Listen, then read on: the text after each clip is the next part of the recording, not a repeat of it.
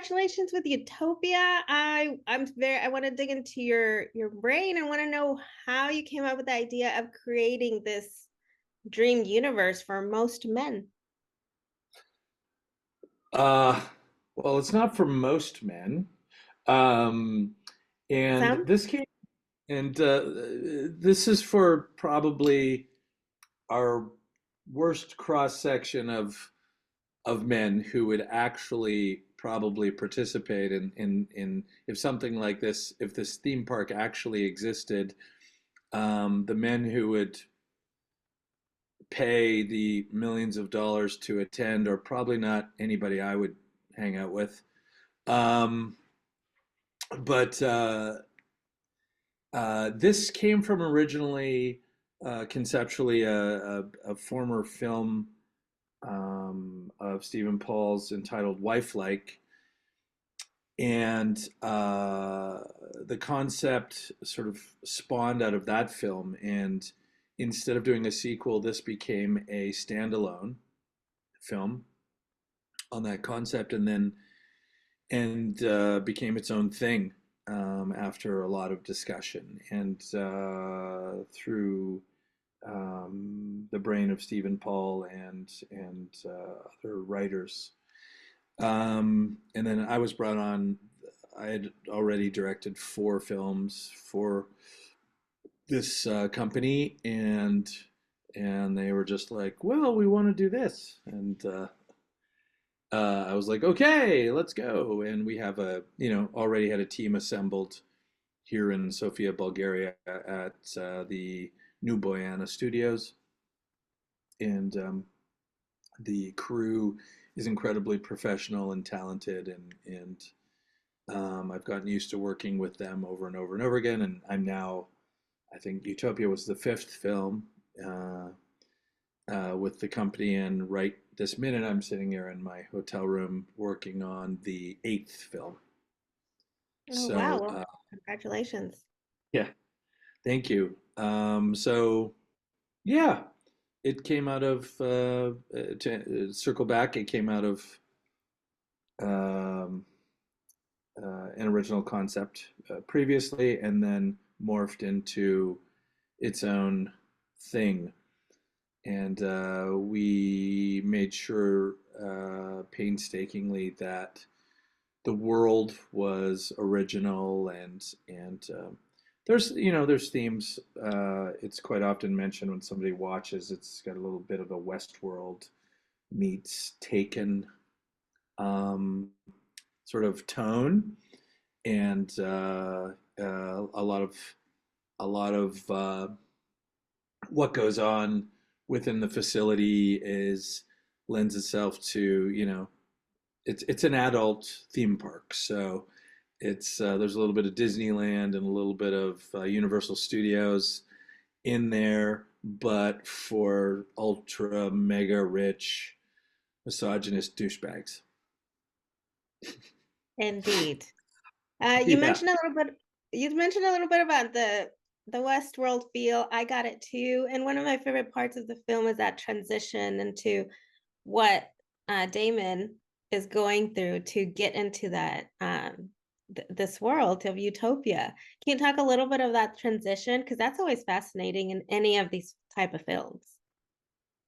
What he's going through, yeah, Yeah, checking he's in, being he's introduced. willing to do he's willing to do anything because he has a lot of regrets left from his previous relationship and where it left off basically, and he lost the love of his life, and you know he just wasn't done with that relationship, and so he goes on this journey to seek her out, and he's led to this facility that's it's made for the incredibly rich, but it comes with intense security process to get different levels to get in. So he's helped by a hacker friend who has a military intelligence background, and played by Jason Flemyng, and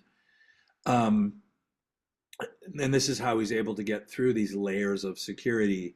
And there's multiple layers and multiple representatives within the facility. Uh, and so he has to play a role of another ultra rich guy within the facility, and he has to also hold back his emotions as he's continually watched on camera and physically by different guards posted throughout the facility as well. Um, and some of the other guests at the facility are they have predispositions of abuse and violence and are just there to because they think torturing and abusing human beings is fun. So he's sort of placed in amongst all these other odd characters. And there's kind of danger in every direction. And Um, there's also the part of the film uncovering the human trafficking, which today unfortunately happens. exists. Yes, it exists. And here with a touch of sci-fi and memory loss. Yeah. Um, this is representative of probably one of the darkest, worst corners of humanity, human trafficking, and to an extreme level with an extreme budget. And it's out in the open and advertised to the extremely wealthy. Um, the memory loss aspects or the programming aspects are so psychologically these ladies are able to get through it and handle it with poise and without immediate psychological damage. I mean, they're essentially programmed. Um, and to be the ultimate everything. They can, they're experts at finance and, you name it. You name it. If there's something a man is interested in, they're suddenly a chameleon and they can adapt and become that. Well, at the same time, deep inside these organisms, they're really biological organisms. Um, they have a spark of their former selves in there somewhere, which is revealed throughout the film. And these, when the spark comes out, they have these little glitches, and that's when it starts getting interesting. Um, and they realize, what the hell am I doing here? This is gross, and I need to get the hell out of here, and this isn't good. Uh, and that's when things get, you know, very real. Um, and before that, it's like, Disneyland and everything's wonderful. And unfortunately, it's not. Yeah.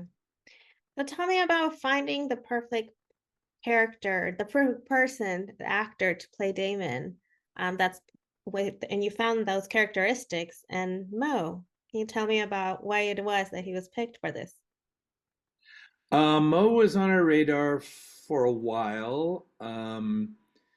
As I said, this film was number five that I had lined up with this company, and in during the previous four, I believe Mo's name had been brought up several times, and we kept looking at him, and we were looking for something to put him in, and he's very got a very endearing kind, vulnerable quality to him. I mean, and that's just him in real life.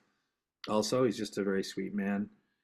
But he's got a strength to him as well, and somebody he's also in real life a romantic, and he's somebody that would go to any lengths to to be with the love of his life, in real life also.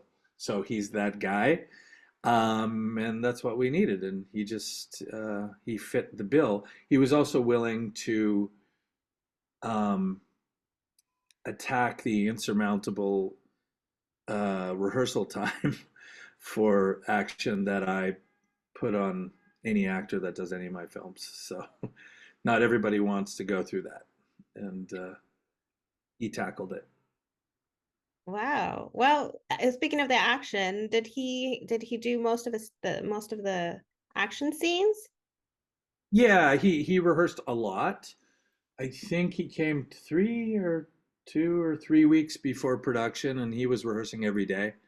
And so he does what I try to do is involve my actors as much as possible, the highest percentage possible on screen, to keep the illusion, for our audiences now who are very sophisticated, because you see actors like Tom Cruise are doing everything themselves. And we can tell when there's a stunt double. So within safety, well within safety parameters, I expect the actors to do as much as they can. Um, there's a couple moments that you can probably tell if it's a dangerous, risk of injury stunt, crashing through a mirror, perhaps, where there's a double, um, where you can get cut or somewhat otherwise broken, where I wouldn't expect, Mo to to execute that. But otherwise, throwing punches and disarming knives and that sort of thing. Oh yeah, he did. I would say 95%. Oh, wow. Well, yeah. I mean, you have to take care of him. You have to continue filming. Yes, 100%. We don't want to go off on an insurance day. Right. Well, James, thank you so much for your time and talking about Utopia that's coming out December.